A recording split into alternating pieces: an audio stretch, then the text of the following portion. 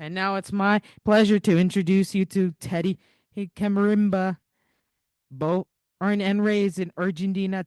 Teddy is a social worker by professional with experience in child welfare, mental health, and working with the intellectual and developmental disability populations. But Teddy is much more than that. She's a drummer, a gardener, and loves to watch movies. She's also a mother and a daughter. Please welcome Teddy Kemirembe.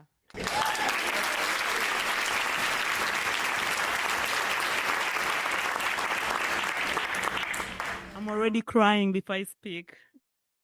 Thank you so much, co-host. That was so wonderful. I loved watching you just do your thing, ASL and all that. Thank you so much. All right. Wow, what an evening. Good evening, everyone. It's an honor to be here before you today. My name is Teddy Diana Kemirembe, and I use she, her pronouns. I would like to thank the Developmental Disability and Early Childhood Supports Division for giving me this opportunity to speak today at this very important legislative forum. I come here today as a mother of two lovely, beautiful girls. You'll hear some making noise there. That's Sabella. With developmental disabilities. As the daughter of an aging mom, and my mom is here too. My mom has always been my primary support, and she is also a paid provider for my girls. I'm here as an immigrant, as you can tell with my accent. I'm born and raised from Uganda. Those of you who haven't been there, I would encourage you to visit. It's in East Africa, close to Kenya, Tanzania, Rwanda, Congo. I think you've heard, but that's where I come from. We speak a lot of languages. So the most one is Swahili. So I'll say jambo, which means hello. Jambo. Yeah. As a 2 times cancer survivor and a survivor of domestic violence, I am also a current co-chair for Washington Immigrant Network, which is a business resource group for all state employees and previous state employees or anyone who is an immigrant who wants to join us. And I'm also here as a community engagement advisor with the state of Department of Social and Health Services. And we recently are going through what they call Reimagine. Have you heard about that? Yeah, so now from DDA to Developmental Disability Community Living Services, something, and I don't know because it's a lot. You can report back to them that I said that actually. I also stand here today as a firm believer in what is possible when we lead with equity, dignity, and love. And those are not just buzzwords, actually. In our community, and when I say our community, I mean all the intersectionality that I just mentioned above.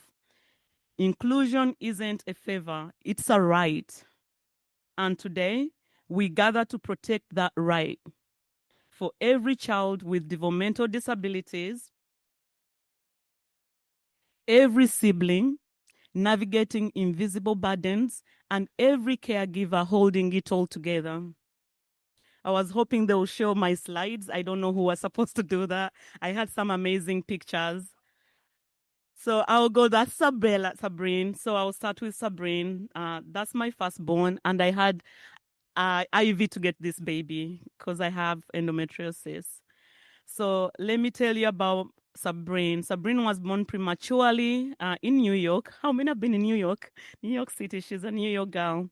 And she was in NICU for almost 2 weeks. Actually, that's why she got autism. At 2 years old, she was diagnosed with autism. Then she was not speaking. So we had to do a lot of speech therapy, occupational therapy, and then later on, applied behavioral analysis, which is ABA, which was hard to get, actually. It took us almost 2 years, just as one of the co-hosts said, to get that. So that's really real.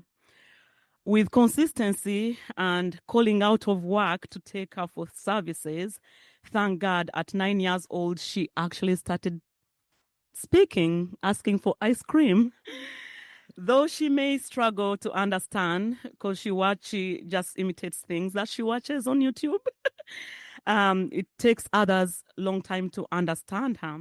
She's a loving and funny girl who loves drawing, music, and of course water. It's always water that I worry about as a parent, and the wandering was a big one too, because as they wander, we know it's not safe and they can die. I'll move to Sabella, the one who was making the sounds. So my other one is Sabella. That's my lovely Sabella there. She's now 10 years old. At 3 years old, she stopped speaking. And at 5, she stopped walking and using her motor skills. And that was a time when we had COVID, actually. We thought it was COVID related, but there were no diagnosing kids at that time with COVID. We were always in the emergency room. After a long advocacy, I call it fighting with the doctors, actually. She was misdiagnosed with autism.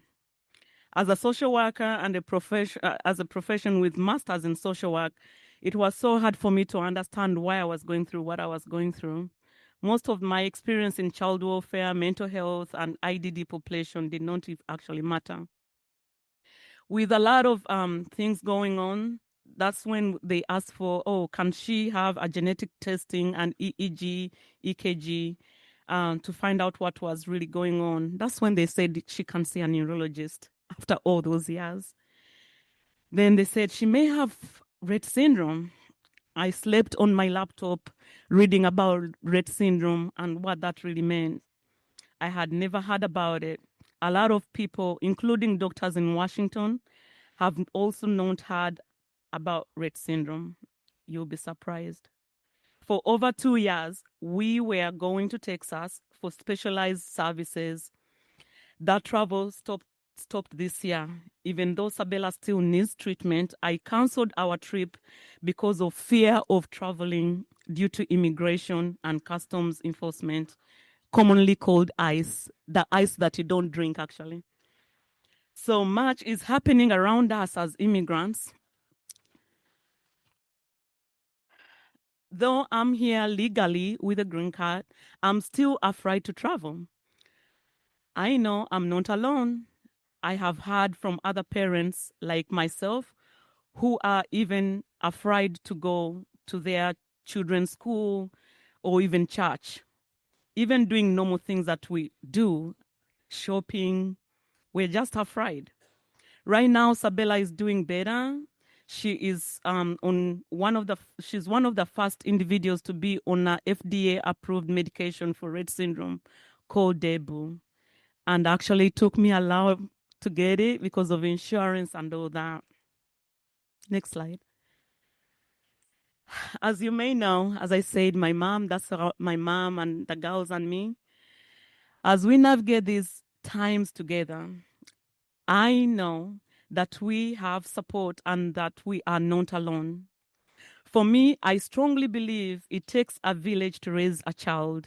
My main support has always been my mom, but as she's aging, she no longer she doesn't drive actually, and now she also has a lot of medical appointments, and I now have to take her for all these appointments. I find myself saying, oh my God, I'm part of this sandwich family or sandwich generation. I wonder how many in this room are.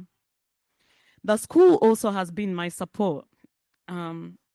And sometimes I wonder what I would do without school if the school bus stops coming, actually. I know the school may not be a support for many. I have had some parents express concerns with some schools not really supporting families, especially when it comes to behavior associated with IDD or following the IP rules. In my job, I have heard from parents whose children have complex diagnosis. One of the parent told me about her daughter who has severe behaviors associated with her diagnosis. The school seemed surprised by these behaviors, even if it was in the IP. At one time, they even had to call Child Protective Services on her, even though these behaviors were already written in the IP. Another parent told me that her child jumped when people tried to hug the child. This behavior called steaming, and it's due to sensory overload in autistic individuals, but the school still called CPS and police. Parents live in fear. All these complex systems getting involved with their families, and it keeps parents awake at night, including myself. Sabrine used to wonder all the time, and I was always afraid what would happen if CPS or police was involved. In addition to this, I also know for sure that language access is a real thing. As you can tell, I have an accent, and I speak almost 7 languages in my brain. So language barrier is a real thing for parents with special needs, creating challenges in difficult. It's very difficult for us to advocate for our children, accessing services, and misunderstanding evaluations and treatment plans, which can lead to miscommunication and limited support. This can also result in parents feeling disempowered or excluded from their child's education and healthcare, ultimately impacting the child's development and outcomes. I hope that the need for language access will continue to be a highlight as we go through this. Maybe you hear my story, the story of a single mom with 2 girls with IDD, a 2 times cancer survivor, domestic violence survivor, or maybe even you feel sympathy for me. But I'm here to say I don't need sympathy. What I need is easier access to services. I want to share the values we talk about in my work. These values resonate with me, not only with DSHS as an employer, but also as a mother and community member. Our first one is welcome all with access and inclusion, serve with respect and dignity, collaborate with community, which I think I'm doing right now, improve services continually, communicate with clarity and choice. When I think about honoring these values, I think about people who find human services to shape their own lives. We must preserve the services that keep families afloat on a continuum from birth to death. We must protect access to these services, especially for families like mine, people of color, rural communities, and immigrants navigating complex systems. Equity is not a buzzword, it's a commitment.